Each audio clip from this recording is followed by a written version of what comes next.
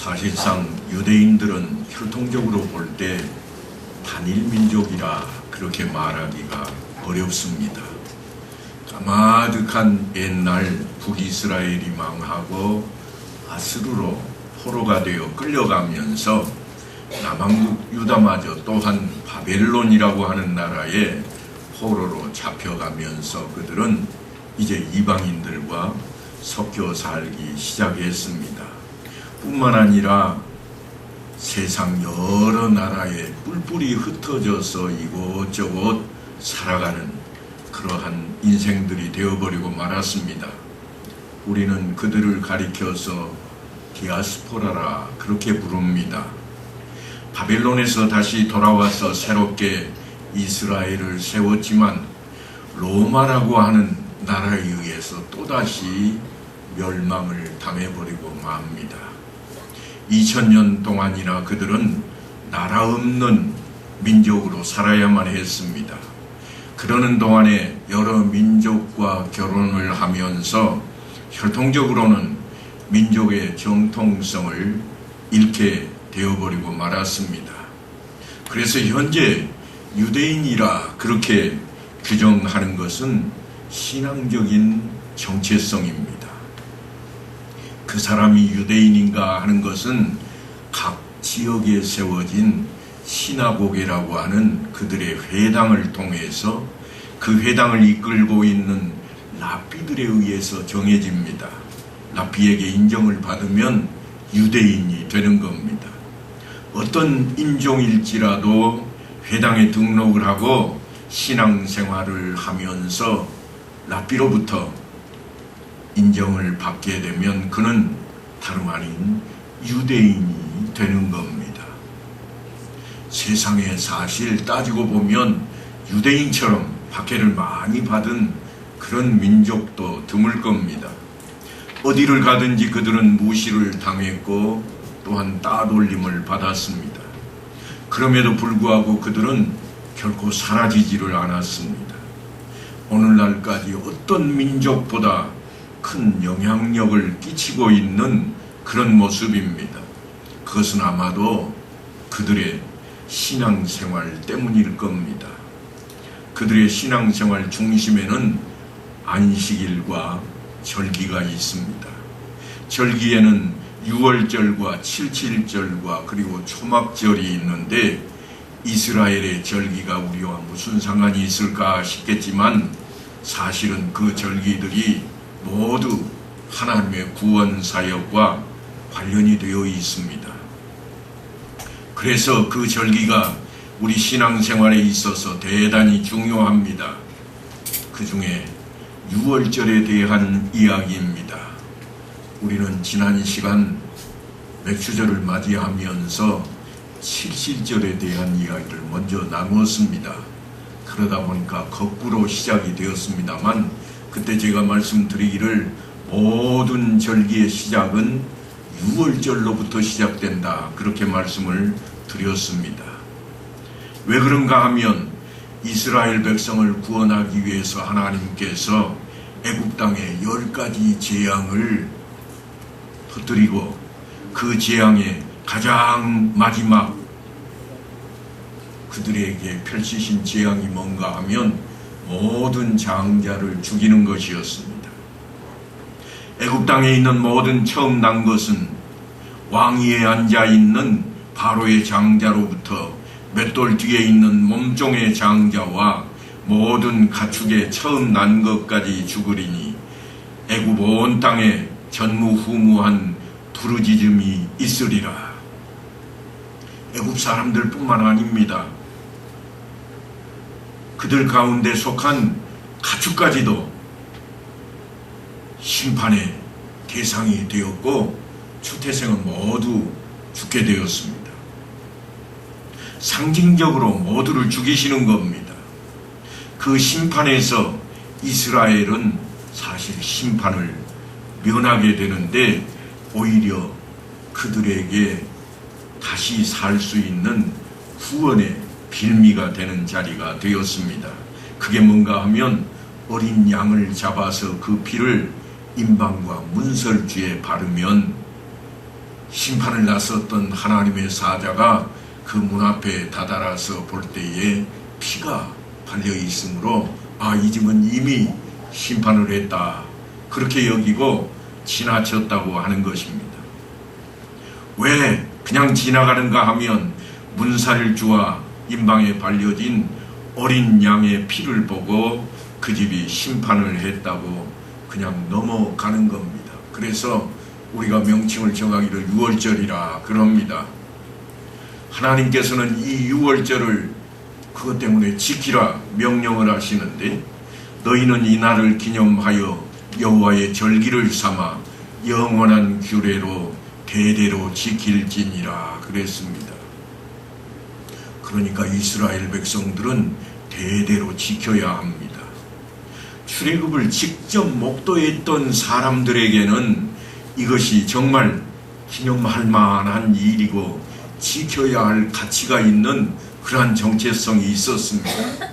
하지만 사실 세월이 지나고 후손이 대를 이어서 그 땅에 살아가게 되면서 그 의미가 상당히 줄어들게 됩니다. 우리나라에도 광복절이 있습니다. 1945년 그날을 기억하는 사람이 이제 얼마나 될까요? 그 이전에 태어났던 사람들 혹은 그 무렵에 태어났던 사람들은 어렴풋이나마 기억을 하고 있을 것입니다. 그러니까 이 땅에도 적어도 그 나이대가 지나 있는 사람들이라면, 아니 당대에 어른들로부터 그 이야기를 들었던 사람이라면 조금은 일제치하에서 순환을 겪었던 그 일을 기억할 수 있을 것입니다. 하지만 이미 세월이 지나버리고 말았습니다. 이제는 젊은이들에게 광복절은 어떤 날인가? 달력에 빨간 글씨가 있고 쉬는 날입니다. 노는 날입니다. 해방의 기쁨은 이전에 광복절을 맞이했던 그 세대들과는 아주 다릅니다. 왜냐하면 경험을 하지 않았기에 그 감격을 기대할 수가 없는 겁니다. 위안부로 끌려갔던 할머니들의 한스러운 외침이 아직은 조금 남아 있습니다.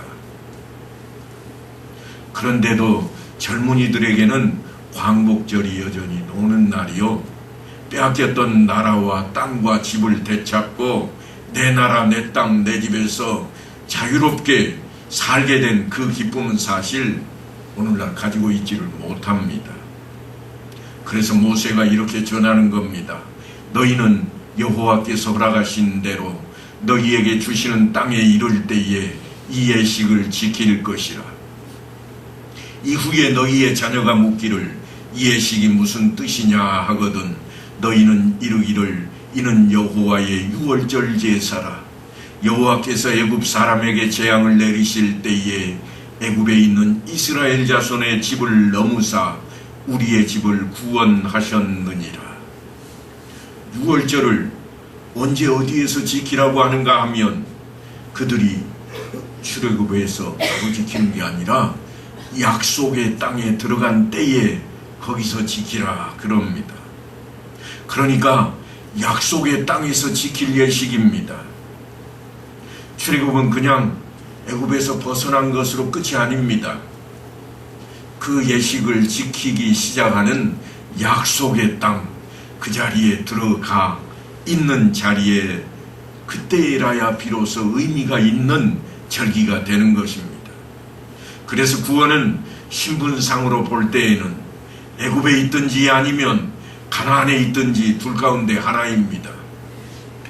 그러므로 이 사건이 벌어지던 그 역사적에 있었던 그 현장에 후손들은 마땅히 유월절을 지켜야 할 것인데 그 자리에 없었던 자녀들이 틀림없이 질문을 할 겁니다. 유월절을 왜 지킵니까? 그냥 노는 날이요, 쉬는 날인데 즐겁게 보내면 안 됩니까? 그러면 하나님께서 종살이하던 애굽 땅에서 우리를 구원하시고 오늘날 이 복을 누리게 하셨기에 우리가 이 유월절을 지켜야 한다 하고 그들을 가르쳐야만 한다고 하는 겁니다. 구속의 해방의 이전 모습과 또 다른 지금 현실을 가지고 있지 않으면 사실 설득력이 없는 이야기입니다. 우리에게 벌어졌던 일이 있습니다. 아주 가까이 5.18이 있었습니다. 틀림없이 들려지는 이야기요. 어떤 사람들은 눈으로 확실하게 쳐다봤고 매스컴을 통해서 우리는 다 대했던 그러한 이야기입니다. 하지만 세월이 조금 지난 지금 우리는 어떠한가요? 5.18 그거는 어떤 사건 하나로밖에 우리에게 남아있지를 않습니다.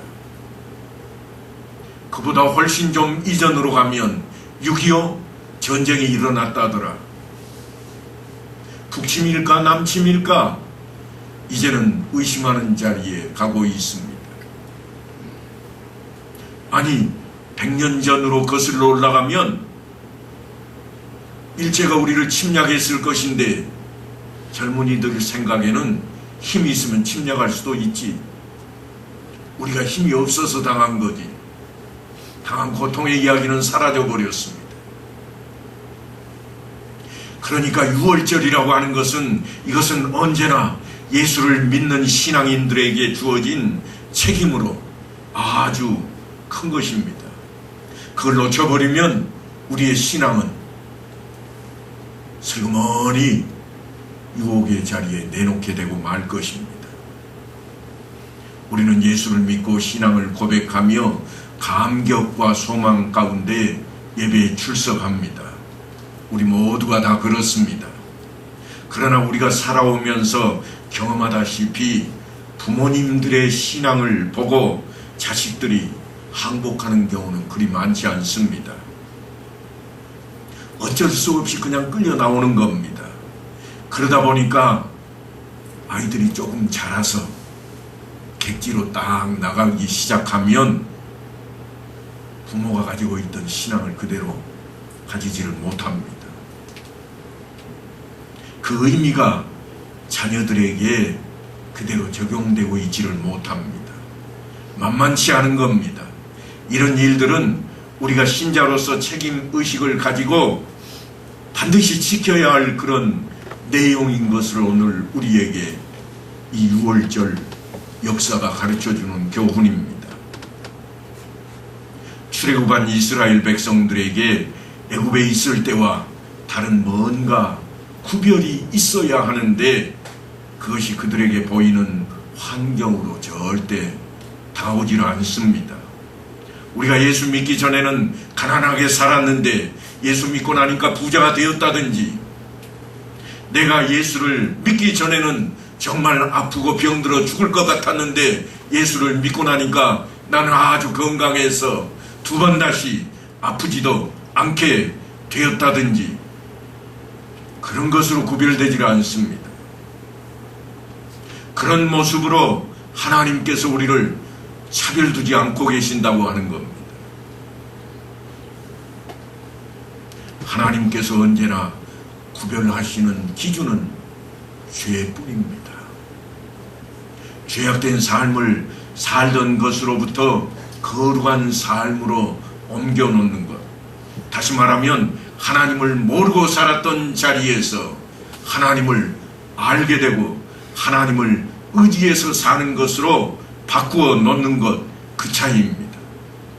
그러니까 우리의 싸움은 육적인 싸움이 아니라 영적인 싸움이요, 죄악과의 싸움이기 때문에 세상적이고 물질적인 싸움으로 끌고 가면 우리에게는 항상 힘이 모자라 보입니다. 세상에서 성공하고 세상에서 목적을 이루는 것은 사실 신앙적인 방법으로는 대단히 어렵습니다. 세상적인 방법을 동원할 때 훨씬 더 잘 이루어집니다. 그런 차원에서 우리가 가지고 있는 신앙이 세상 안에서는 약점으로 보일 수밖에 없습니다. 베드로의 신앙 고백을 잘 아실 겁니다. 주는 그리스도시요 살아계신 하나님의 아들이시니이다. 주님께서 그 신앙 고백을 기뻐 들으시고 너는 베드로라, 내가 이 반석 위에 내 교회를 세우리니 음부의 권세가 이기지 못하리라. 내가 천국 열쇠를 내게 주리니 네가 땅에서 무엇이든지 매면 하늘에서도 매일 것이요 네가 땅에서 무엇이든지 풀면 하늘에서도 풀리리라 그러셨습니다. 그러니까 베드로의 신앙 고백을 따라 주님께서 교회 이야기를 시작하고 있는 겁니다. 그런데 이 교회 이야기는 건물에 대한 게 아닙니다. 조직에 대한 이야기가 아닙니다. 그런 것만을 가지고 다 설명할 수가 없습니다.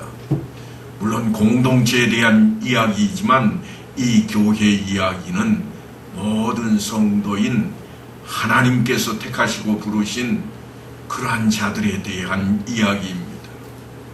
베드로가 고백한 동일한 신앙 고백을 따르는 모든 성도들에게 주신 그러한 약속입니다.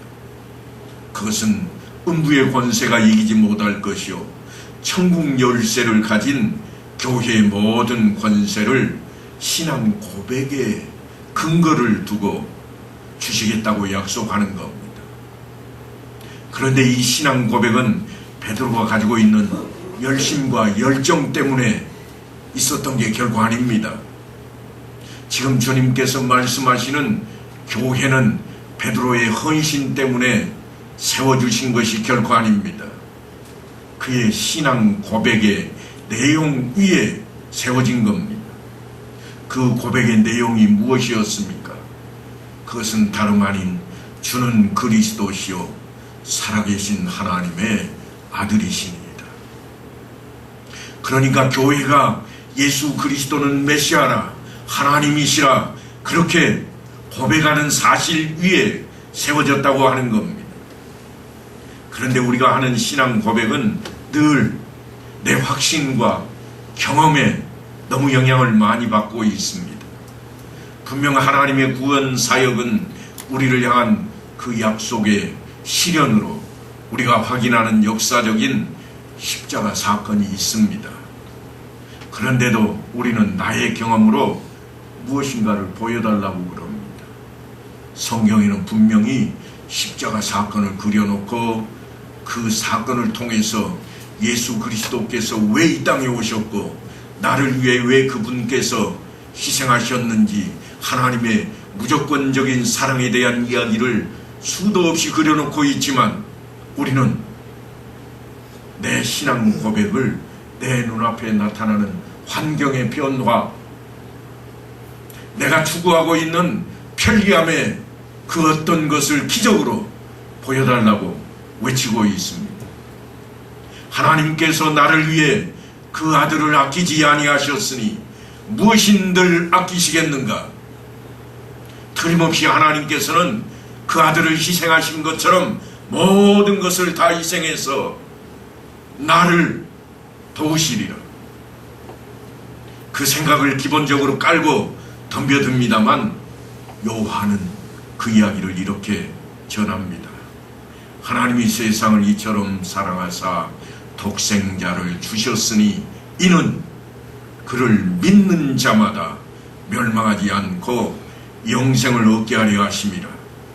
하나님이 그 아들을 세상에 보내신 것은 세상을 심판하심이 아니요 그로 말미암아 세상이 구원을 받게 하려 하심이라. 여러분, 분명히 우리가 알아야 할 게 있습니다. 그게 뭔가 하면 십자가 사건은 내가 예수를 믿기 때문에 생겨난 사건이 아닙니다. 내 경험을 통해서 내가 뭔가를 잘하고 이루어내어서 그 성과 때문에 나에게 주어진 상급이 아닙니다.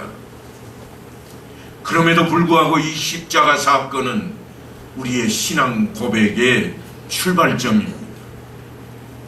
그것은 누구나 가지고 있는 죄 때문입니다. 그 죄 문제 때문에 예수님께서 이 땅에 오셨고 십자가 앞에 서시게 된 겁니다. 주님께서 우리를 위해 그 죄값을 대신 치르시기 위해서, 우리에게 영생을 주시기 위해서 그 십자가를 짊어지신 겁니다. 그게 어린 양의 피입니다. 세상 죄를 짊어지고 가는 어린 양을 보라. 세례 요한이 그렇게 예수님을 가리켜 증언했던 것처럼 예수님께서는 세상 죄를 다 감당하시고 그 어린 양이 죽어 대속제물이 된 것처럼 우리의 대속제물이 되어 주신 것입니다. 이 일은 결코 우리가 원해서 일어난 일이 아닙니다.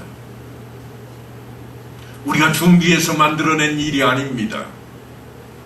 지성을 들여서 얻어낸 결과가 결코 아닙니다. 하나님께서 작정하셨고 이루신 일입니다. 출애굽 사건이 그렇게 시작이 되었습니다. 하나님께서는 사자를 보내어 애굽의 모든 장자를 치시고 이스라엘 백성들을 구원해 내시고 홍해를 육지처럼 갈라놓으신 그 사건이 모세가 계획하고 백성들이 열심히 준비해서 만들어 놓은 그러한 사건이 아니었다고 하는 겁니다. 하나님께서 작정하셨고 그 작정하신 대로 그 뜻을 이루신 하나님의 섭리의 역사였습니다. 아브라함과 약속하실 때에 400년 후에야 그것이 성취될 것이라 미리 알려주셨습니다.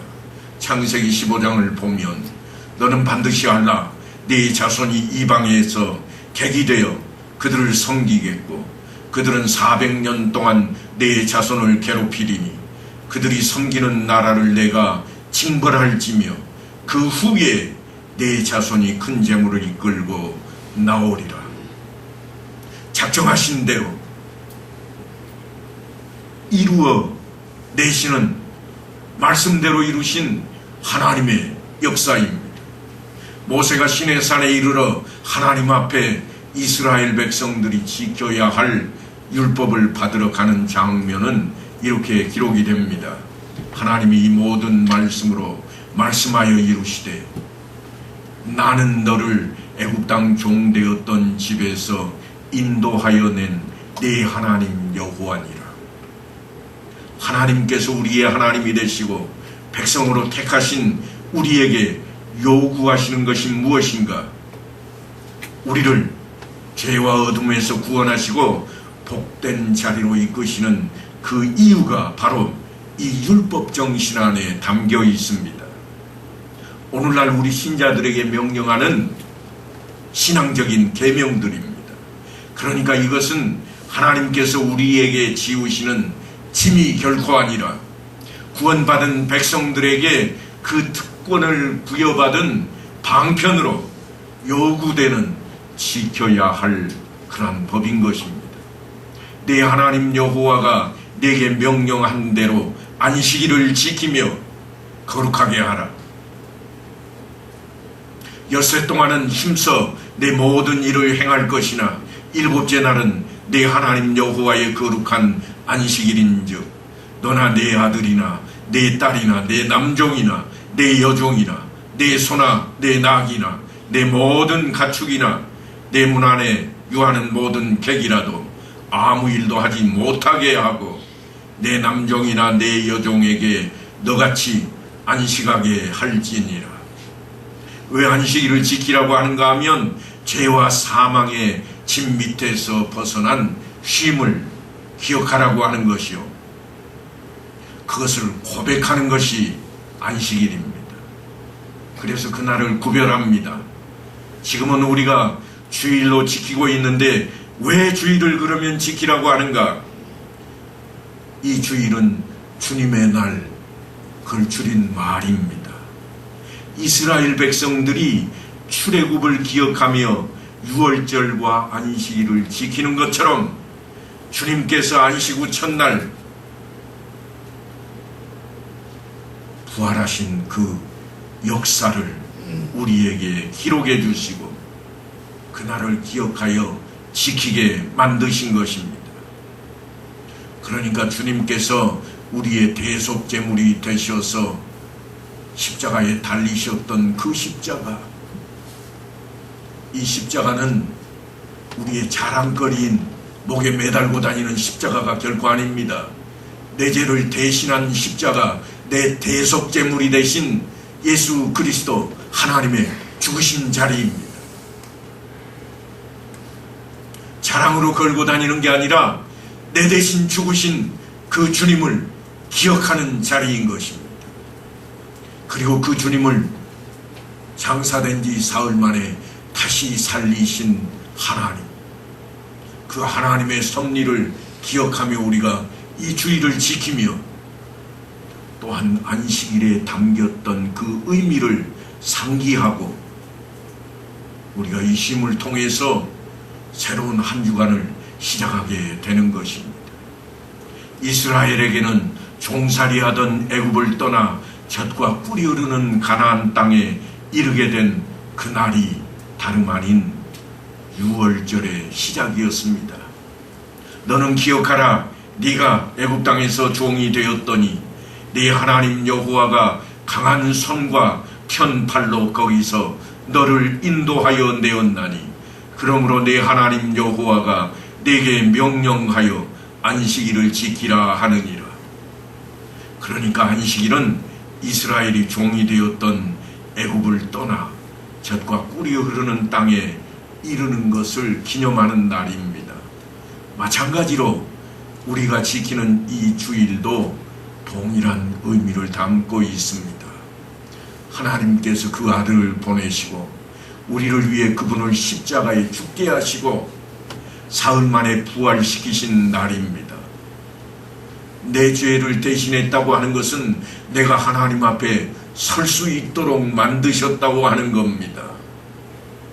뿐만 아니라 부활하신 그 주님의 놀라우신 자리를 기념하게 하는 것은 우리도 예수 그리스도의 부활의 생명에 동참할 수 있도록 새 생명으로 거듭나게 되었다고 하는 겁니다.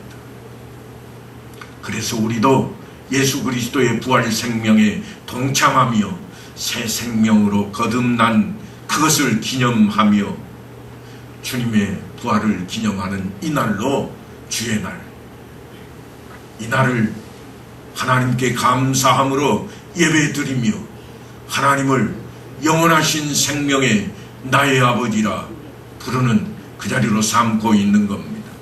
왜냐하면 그리스도는 교회의 머리가 되시고 우리는 그의 지체가 되기 때문입니다. 또한 우리에게는 하나님의 백성으로 새롭게 거듭난 자신을 기념하는 날이 되기도 합니다.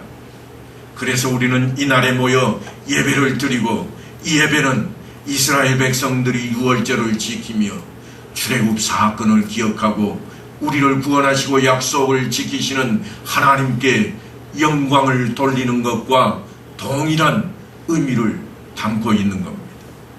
그러니까 주일은 예배에 참석하는 모든 이들이 2000년 전에 하나님께서 그의 아들을 역사 속에 보내시고 우리의 죄를 대신해서 십자가에 못 박혀 죽게 하시고 부활시키심으로 우리를 예수 그리스도와 함께 죄에 대하여는 죽게 만드시고 하나님의 자녀로 새롭게 새 생명, 영원한 생명을 부여하셨다는 역사적인 사실을 신앙 고백으로 확인하고 기념하게 하는 날입니다.